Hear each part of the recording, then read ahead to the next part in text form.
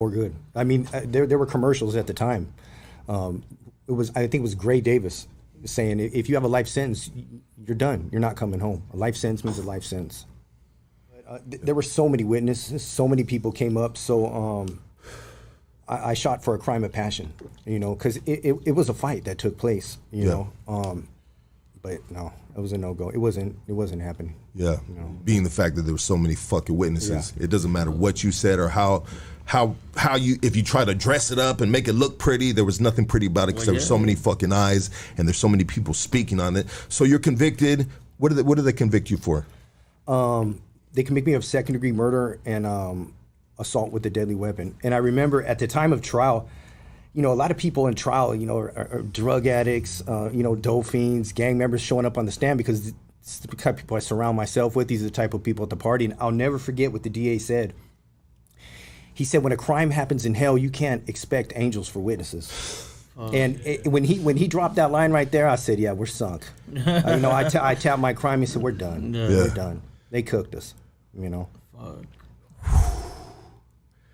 That's a cold line right there. Yeah. They need to put that in the movie. Probably your movie, dog. I know. Shit. Yeah. That's a cold one right there. I wonder how many times he's been able to use that motherfucker right there. But it makes sense because if you have a jurors and everybody else in there, like on that side, it makes sense on that side to say something like that because some people were like, well, how are we gonna look at this guy? This guy's tore the fuck up. I mean, he's still got his front 10-speed wheel on him because he don't want no one to steal his bike. You know what I mean? What the fuck? But and then they hit you with that one right there, and that was a kick in the nuts, a finger in the ass, and everything else, dog. You know what I mean? You could just see the jury looking like, You just puckered up on that one, like, got him. Yeah, got him. And that was his closing statement. That was the last thing he said. And he closed, and the jury went to deliberate. Fuck.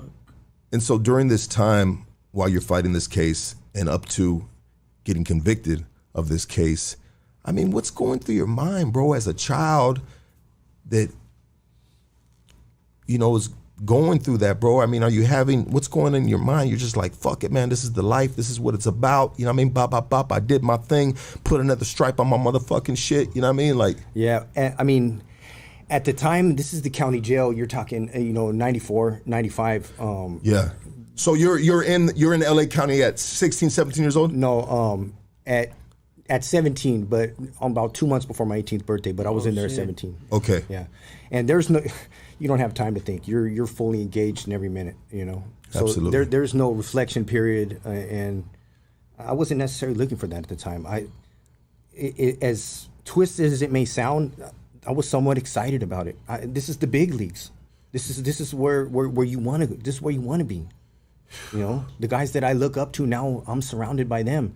And the process repeats itself all over. I'm still looking for the love. I'm looking for the acceptance. I want to belong. The same process that from the neighborhood on the street, it applied there. You just got to start it all over again. And I had the blueprint from the street. I know how to get it, pure aggression, violence, apply it. So there was no reflection period at that point. And, there were drugs involved at the time. I'm using at the time. Okay. This is how I'm dealing with the stress and the worry. This is how I'm coping with it. Absolutely.